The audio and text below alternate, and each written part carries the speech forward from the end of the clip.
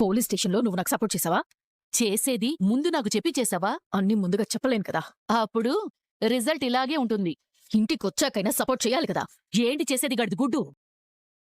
పోలీసుల్ని తీసుకుని మీ అత్తింటికెళ్తావా? తాత అయిపోయాడు. ఇప్పుడు నువ్వు మొదలుపెట్టావా? ఏంటి మొదలుపెట్టేది? అన్నింటికీ ఆవేశం పనికిరాదమ్మా. సుమిత్ర దీప దగ్గర ఉంది అని అనుమానం వస్తే నాకు చెప్పాలి కదా. చెప్తే నువ్వు నా మాట వింటావా?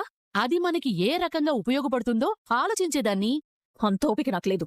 అందుకే చీ అనిపించుకున్నావు. నీకు బాగానే ఉంది కదా. అయ్యో, నిన్నంటే నాకు బాధ కాదే. అది నీ మొహంలో నాకు కనిపించట్లేదు. మనుష్యుల మొహాల్లో నువ్వు ఏనాడు చూడ్డం మానేశావు. నన్నైతే మనిషిగానే చూడ్డం మానేశారు. నువ్వు రోజు రోజుకి దిగజారిపోతున్నావు. ఏ రకంగా? ఇంట్లో వాళ్ళందరికీ నువ్వొక శత్రువులా అయిపోతున్నావు. నన్నెవరు అర్థం చేసుకున్నారు గనక? పద్ధతి మార్చుకుంటే ఎవరైనా అర్థం చేసుకుంటారు. ఎవ్వరికోసమూ నేను మారను. మారనవసరం లేదు. నువ్వు నీలాగే తగలడు, నేను నాలాగే తగలడతాను. కాని నటించు, మంచిదాన్లా నటించు. నా వల్ల కాదు. అవుతుంది. అవ్వాలి. నువ్వు ఇంటికి వారసురాలుగా ఉండాలంటే మంచిదానిలా నటించాలి. మీ అమ్మ తిరిగొచ్చింది అంటే ఏంటర్థం? మనసు మార్చుకుందని. ఇప్పుడు మీ అమ్మా నాన్న కూడా కలిసిపోయారు. నువ్వు మీ అమ్మ వెళ్ళిపోవటం చూసి కూడా ఆపలేదనే విషయం మీ అమ్మకింకా తెలిసుండదు. మన వాళ్ళెవరొకరు చెప్పేలోపే మీ అమ్మ లేకపోవడం వల్ల నువ్వెంత బాధపడ్డావో మీ అమ్మకి తెలిసేలా చేసేవనుకోవు. చేస్తే వర్షం పడినప్పుడు వీధిలో చెత్తంతా వరదలో ఎలా కొట్టుకుపోతుందో అందరూ కలిసిపోయిన సందట్లో నువ్వు చేసిన చెడ్డ పని వరదలో కొట్టుకుపోతుంది. రా, వచ్చి మీ అమ్మని ప్రేమగా పట్టుకుని ఏడ్చేయి. మమ్మల్ని వదిలి వెళ్ళిపోవద్దమ్మా అని ఏడ్చేయి. అంతలేదు. అయ్యో, ఇదే నేను తగ్గించుకోమనేది. చెప్పేది వింటే బాగుపడతావు. నేనొక చిన్న డ్రామా ఆడతాను. పద పద పద పదా పద. సుమిత్ర అత్త కోసం అన్నయ్య నన్న ఎక్కడ తిరుగుతున్నారో ఏంటో. ఏమైందే? మెసేజ్ చూసి మొహం అంత ఆనందంగా పెట్టావు. దాంట్లో ఏముంది? అత్త తిరిగొచ్చిందంట. ఏంటి తెలుగు ఏమన్నా? సుమిత్ర అత్త తిరిగొచ్చిందంట. మొత్తం బ్యాచ్ అంతా తాత ఇంట్లో ఉన్నారంట. ఇంక అత్త గురించి మీరేం టెన్షన్ పడకండి. All happy with smile emoji. శుభవార్త చెప్పావే. ఇంకేంటంటే చివరి లైన్, భోజనాలు అక్కడే అంట. నాన్న రావడానికి లేట్ అవుతుంది, చిన్నమ్మతో చెప్పు అన్నాడు. అంతా సంతోషంగా ఉన్నారు కదా. ఎప్పుడూ ఒకసారి రాని. మనం వెళ్దాం అత్తయ్య గారు. వద్దులే బాబు, వదినొచ్చేసింది కదా, అది చాలు. మీకేదో వర్క్ ఉందన్నారు కదా, మీరు వెళ్ళి చూసుకోండి. సరే. ఎందుకొద్దన్నావు? ఏంటి? వెళ్దామంటే ఎందుకొద్దన్నావు? ఎక్కడికెళ్ళాలి? మా ఆయన అడిగాడు కదా తాతయ్య వాళ్ళింటికని. ఎందుకు వెళ్ళడం? ఫ్యామిలీ అంతా అక్కడే ఉన్నారు. అక్కడిప్పుడు సెలబ్రేషన్ జరుగుతుంది. నాన్న కూడా అక్కడే ఉన్నారు. ఏ మనం ఆ ఇంటికి వెళ్ళకూడదా? ఎందుకు వెళ్ళకూడదు? కానీ అవసరం లేదు. అదే ఎందుకని అడుగుతున్నాను. కాశీ వాళ్ల నానమ్మని శివన్నారాయణ గారు పెళ్లి చేసుకున్నారు కాబట్టి కాశీకి శివన్నారాయణ గారు తాత అవుతారు. మా నాన్న ఆ ఇంటికి అల్లుడు కాబట్టి నాకు తాత అవుతారు. మా ఇద్దరికి వెళ్లే హక్కుంది. పిలిస్తేనే వెళ్ళడానికి ఆలోచిస్తాం, పిలవకుండా ఎలా వెళ్తాం? పైగా హక్కుందనంటున్నావు. ఓకే, నిన్నొక విషయం అడుగుతాను, చెప్పు మమ్మీ. నాన్నని పెళ్లి చేసుకున్నప్పటినుంచి నువ్వు అజ్ఞాతంలోనే బతుకుతున్నావు. నాన్న కూడా ఆ ఫ్యామిలీకిచ్చిన ప్రయారిటీ ఈ ఫ్యామిలీకి ఇవ్వట్లేదు. ఈ విషయంలో నీకు అన్యాయం జరిగిందని నువ్వెప్పుడైనా ఫీల్ అయ్యావా? చాలా చెత్త ప్రశ్న అడిగావే. అన్నీ తెలిసిన నువ్వు ఈ రకంగా ప్రశ్నలు అడగాల్సింది కాదు. ఓకే, అడిగా కాబట్టి చెప్తున్నాను. మీ నాన్నకి పెళ్ళయిందని, ఒక కొడుకున్నాడని తెలిసి నేను పెళ్లి చేసుకున్నాను. నేనేంటో నాకు ముందే తెలుసు. కాని కాంచనక్కకి నేనెవరో తెలిసాక తన భర్తని నాకిచ్చేసింది. తన భర్త తప్పు చేశాడు, తనలా మరో ఆడది అన్యాయం అయిపోకూడదని నాకు భర్తనిచ్చేసి తను ఒంటరిగా మిగిలిపోయింది. ఎన్నో మాటలు పడింది, అవమానాలు పడింది. అయినా సరే తట్టుకొని నిలబడింది. మీ నాన్నకు ఫస్ట్ ప్రయారిటీ మీ పెద్దమ్మే. ఆయన ఇవ్వకపోతే ఆ ప్రయారిటీ నేనిస్తాను. ఆ మనిషికి నేను అంతలా రుణపడిపోయాను. మీ నాన్నని చేసుకున్నాక నన్ను కాంచనక్కతో సమానంగా చూడాలని నేను ఏనాడు అనుకోలేదు. కాని నాకొక చిన్న ఆశ ఉంది. అదేంటంటే అక్క కుటుంబంతో పాటు నాకు ఏదో ఒక మూలన కాస్త నిలబడి చోటిస్తే బావుండు అని. కాని నేను నిలబడితే అక్క గౌరవం పడిపోతుంది. అది నాకిష్టం లేదు. అందుకు నేను నాలాగే ఉంటాను. చాలా గొప్పగా చెప్పావమ్మా. కావాలని అడగలేదు. నువ్వేమంటావో అని అడిగాను. ఎందుకంటే అన్నయ్య మెసేజ్ చేశాడు రావచ్చు కదా అని. నేను రానని రిప్లై ఇచ్చాను. నువ్వు నాలాగే ఉన్నావమ్మా. సారీ, నేనే నీలా ఉన్నాను. కాశీ నువ్వేమంటావు? మనం వాళ్ళతో లేకపోవచ్చు కానీ వాళ్ళు మన వాళ్ళే కదా దిల్లు. మన వాళ్ళు హ్యాపీగా ఉంటే మనం హ్యాపీగా ఉన్నట్టే. కోపంలో అన్న మాటలు మనసులో నుంచి రావొదినా, బాధలో నుంచొస్తాయి. ఎంత మంచి మాట చెప్పావు కాంచనా. నేను కూడా దీనికి ఇంతకుముందు అదే మాట చెప్పాను. మా ఇంటికి పోలీసుల్ని తీసుకురమ్మని కూడా నువ్వే చెప్పావా? నువ్వు ఆగరా. ఇది అసలే బాధలో ఉంది. నేనే సర్ది చెప్పి తీసుకొచ్చాను. బాధెందుకో? తల్లి ఏమైపోయిందో తెలియకపోతే కన్నబిడ్డ తల్లడిల్లిపోదు. పోతుంది. అందుకేనా రాగానే అమ్మా అంటూ వచ్చి గుండెలకు హత్తుకుంది.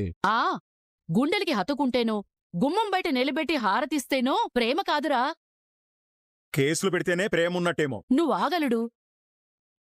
నువ్వింట్లోంచి వెళ్ళిపోయిన దగ్గర్నుండి ఇప్పటి వరకు నీ కూతురు సరిగ్గా తిండి తింటే ఒటు. ఎవరి మీదొట్టు? ఎవరి మీద ఒకరి మీద ఒటులే. ఏ మనస్ఫూర్తిగా మాట కూడా చెప్పుకొనివ్వడం లేదు. అతొచ్చిందిగా, ఇంకే చెప్పే వింటుందిలే. ఏదో ఒకటి చెప్పడమేంటి? జరిగిందే చెప్తాను.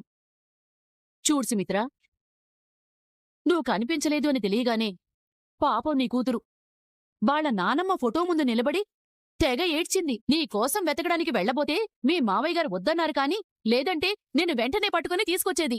అవునవును, ఈ మాట పచ్చి నిజం. ఇప్పుడు నువ్వింటికి రాగానే నీ కూతురు నీ దగ్గరికి రాకుండా గబగబా వాళ్ళ నానమ్మ ఫోటో దగ్గరికి వెళ్ళి నానమ్మా నానమ్మా అమ్మ వచ్చేసింది, నా కోరిక తీర్చావు అని థ్యాంక్స్ అని చెప్పుకుంటుంటే నువ్వు వెళ్ళి ఓదార్చి తీసుకొచ్చావా? అంతా చూసినట్టే చెప్తున్నావేంట్రా? కొన్ని చూడాల్సిన అవసరం లేదులే. ఆ, చూసావా సుమిత్ర, వింటే వాడికి అర్థమైపోయింది. నా బాధ ఎవరికీ అర్థమవ్వాల్సిన అవసరం లేదు గ్రాని. మమ్మీ అర్థం చేసుకుంటే చాలు. నా బాధ కూడా నువ్వు అర్థం చేసుకుంటే చాలు మేనకోళ్ళ. దాని తరపున నేను సారీ చెప్తున్నానన్నయ్య. అయ్యో, నువ్వెందుకమ్మా సారీ చెప్పడం? అసలు నువ్వెక్కడికెళ్ళావు? ఈ 2 రోజులు ఎక్కడున్నావు? బావనెలా కలిశావు? కార్తీక్నెలా కలిశావు? నిజం చెప్పాలంటే నేను చచ్చిపోదామని ఇంటి నుంచి బయలుదేరాను. నేను బతకడానికి ఇంకేదైనా కారణం మిగిలిందా అని ఆలోచిస్తూ ఉంటే ఆ దారిన పోతున్న వాళ్ళు నన్ను చూసి నా మెళ్ళో ఉన్న నగల మీద ఆశపడ్డారు. నీ ఒంటి మీద ఉన్న నగలు తీసివో. వద్దు! అలా దీప నన్ను కాపాడకపోయుంటే ఈ పాటికి నా శవం మీకు దొరికేది. వదినా, అలాంటి మాటలు మాట్లాడుకో. నిజాలు సందర్భం వచ్చినప్పుడు చెప్పాలి వదినా. దీప నన్ను ఇంటికి తీసుకెళ్ళకపోయుంటే నేనేమైపోయేదాన్ని? నా అనుమానం నిజమే. నిన్ను దీప తీసుకెళ్ళిందా? అవును మాస్టారు, తలకి దెబ్బ తగిలి ప్రోలో లేని స్థితిలో ఉన్న అతని దీపే మా ఇంటికి తీసుకొచ్చింది. అందుకేనా ఆ రోజు నన్ను బయట నుండే పంపించేశావు? మాస్టారు, చీకటి పడింది కదా, నువ్వు బయలుదేరు మాస్టారు. అవును మామయ్య గారు. వాహ్, సబాష్ దీపా. విన్నావా తాత? నేను పోలీసులను తీసుకుని బావింటికి ఎందుకెళ్లానో ఇప్పటికైనా నీకు అర్థమైందా? వీళ్ళు మా మమ్మీని ఇంట్లోనే దాచిపెట్టి మన ముందు మాత్రం వెతుకుతున్నట్టు నటించారు. ఇంకా బావైతే మహానటుడు. అత్త ఎక్కడున్నా క్షేమంగా ఉంటుందని చెప్పడం తప్ప మా ఇంట్లోనే ఉందని మాత్రం చెప్పలేదు. ఇంక అత్తయితే కోడలేం చేసినా జై కొట్టడానికి చెయ్యెత్తి సిద్ధంగా ఉంటుంది కాబట్టి కోడలు మర్డర్లు చేసినా కిడ్నాప్లు చేసినా ఏమీ అనదు. జ్యోత్స్నా! ఏవతా, కోపమొచ్చిందా? స్పృహలో లేని నా తల్లిని తీసుకెళ్లి మీ ఇంట్లో పెట్టుకున్నారు. నేను మీ ఇంటికొస్తే నా తల్లి నాకు కనపడకుండా చేశారు. దాన్నేమంటారు? నా దృష్టిలో అయితే మోసమంటారు, జనం దృష్టిలో అయితే కిడ్నాప్ చేయడం అంటారు. అందుకే నీ ఇంటికి పోలీసులను తీసుకొచ్చాను. నిన్నెవరు తీసుకెళ్ళమన్నారు? మమ్మీ, చూడు, వీళ్ళు నన్ను కిడ్నాప్ చేశారని నేను నీకు చెప్పానా? మరి వాళ్ళెందుకు నీ గురించి చెప్పలేదు? నేనే చెప్పొద్దని మాట తీసుకున్నాను. నా గురించి చెప్పినా, నన్నీ ఇంటికి తీసుకొచ్చే ప్రయత్నం చేసినా నా శవం కళ్ళ చూస్తారని దీపని బెదిరించాను.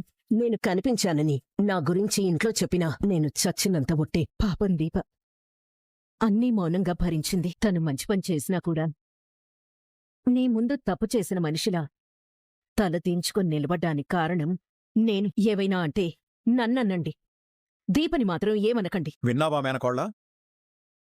ఏం జరిగిందో ఇప్పుడు అర్థమైందా? అర్థమైంది మావయ్య. అయితే నా భార్యకి సారీ చెప్పు. మామూలుగా అయితే నా భార్య మీద కేసు పెట్టినట్టు నీ మీద నేను కేసు పెట్టాలి. మా బావ మొహం, మా మావయ్య గారి మొహం చూసి ఊరుకుంటున్నాను. అలాగని వదిలేస్తే నువ్వు చేసిన తప్పేంటో నీకు అర్థం కాదు. అందుకే నువ్వు నా భార్యకి సారీ చెప్పు ముందు. సారీలు అవసరం లేదులే మాస్టారు. కార్తీక్, అవును మాస్టారు, జరిగిన దాంట్లో పెద్ద మేడం గారి తప్పు ఉండొచ్చు, కానీ సుమిత్రతకి దీపకి మధ్య జరిగిన దాంట్లో వాళ్ళు తీర్చుకోవాల్సిన రుణం ఉంది. ఎవరి రుణం ఎవరు తీర్చుకున్నారు? మన తాత లాంటి వాళ్ళు ఇప్పుడు మనకో మాట చెప్తారు, మనం చేసిన మంచే మనకి తిరిగొస్తుందని. అలాగే మనకి మిగిలిపోయిన రుణం కూడా మన కోసం మనల్ని వెతుక్కుంటూ వస్తుంది. ఒకప్పుడు దీప సుమిత్రతను కాపాడి తను గాయపడింది. ఇప్పుడు దీపని కాపాడి అత్త గాయపడింది. అప్పుడు ఎటుపోవాలో తెలియని దీపకి సుమిత్రత ఆశ్రయం ఇచ్చింది. ఇప్పుడు సుమిత్రతకి దీప ఆశ్రయం ఇచ్చింది. ఒకరి రుణం ఒకరు తీర్చుకోవడానికి కాలమే అవకాశం ఇచ్చింది. మళ్ళీ వాళ్ళిద్దరినీ కలిపింది. ఏంట్రా కలిపేది? మీ మానాన్న మీరు నిజాలు దాచేసి బానే ఉన్నారు. కాని కోడలేమైపోయిందో అని మా ఆయన, భార్య ఏమైపోయిందో అని దశరథ, నా తల్లి ఏమైపోయిందో అని మా జోస్న కుమిలిపోయారు. గుండెను బాదుకున్నారు. ఒక స్టేజ్లో నేను కూడా బాధపడ్డాను. బాధపడకపోతే బాగోదనా? ఊరుకోరా నువ్వు నీ వెటకారం. వెటకారం కాదు, ఉన్నమాటే అన్నాడు. మీరెప్పుడు వాళ్లకే సపోర్ట్ చేస్తారు. ఇక నువ్వు మాట్లాడింది చాలు. మీ అమ్మ ముందు కొన్ని విషయాలు మాట్లాడకూడదని ఊరుకున్నాను. లేదంటే నిన్ను ఎన్ని తిట్టాలో అన్ని తిట్టేవాడు. కార్తీక్ దీప లేకపోయి ఉంటే ఈ ఇంటి దీపం ఆరిపోయేది. మనస్ఫూర్తిగా వాళ్ళిద్దరికీ కృతజ్ఞతలు చెప్పుకోవాలి. కార్తీక్, మీ ఇద్దరికీ థ్యాంక్స్ రా. సారీ తాత, ఇందులో నాదేం లేదు. ఈ క్రెడిట్ అంతా మీ మనవరాలకే దొక్కుతుంది. క్రెడిట్ నాకెందుకు దక్కుతుంది బావా? నేను చెప్పింది నీ గురించి కాదు, దీప గురించి. దీపే మనవరాలని తెలిసిపోయిందా? రేయ్, నువ్వు మనవడివయ్యావని దీప కూడా మనవరాలవుతుందా? ఏ, నువ్వు మా తాతకు భార్యవైతే మాకు అమ్మమ్మ కాలేదా? ఇది కూడా అంతే. బాగా చెప్పాడు. సరిపోయిందా? అనటం ఎందుకు, అనిపించుకోవడం ఎందుకు? ఎవరు ఒప్పుకున్నా ఒప్పుకోకపోయినా నా కొడుకుని కోడల్ని కలిపింది కార్తీక్ దీపే. వాళ్ళిద్దరికీ ఇంటి పెద్దగా నేను కృతజ్ఞతలు తెలియజేస్తున్నాను. ఇప్పుడు అందరు కలిసి ఫోన్ చేద్దాం పదండి. దశరథ, హోటల్కి ఫోన్ చేసి పార్సల్ పంపించమని చెప్పు. ఎందుకు పెద్దయ్య గారు? పెద్దయ్య గారు కాదు, ఇప్పుడు మీరు బంధువులుగా వచ్చారు. తాతయ్య గారు, బయట నుంచి వదిలేండి, వంట నేనే చేస్తా.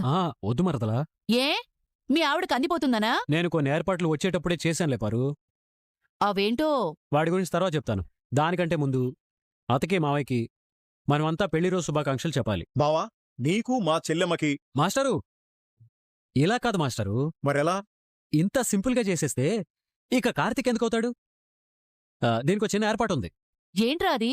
చెప్పను, చేసి చూపిస్తాను. కాకపోతే ఈ గ్యాప్లో అత్తయ్య మావయ్య పట్టుబట్టల్లో రావాలి. కొంపదీసి మళ్ళీగాని పెళ్లి చేస్తావా? కొంప తీయకుండానే చేస్తాను. నీకేమన్నా ప్రాబ్లమా పారు? అనడం ఎందుకు, అనిపించుకోవడం ఎందుకు? బుద్ధి లేక వీడేం ప్లాన్ చేశాడో ఏంటో. మాయగాడు ఏమైనా చేస్తాడు. చూసావా దశరథ, నువ్వంటే నీ మేనల్లుడికి ఎంత ప్రేమో?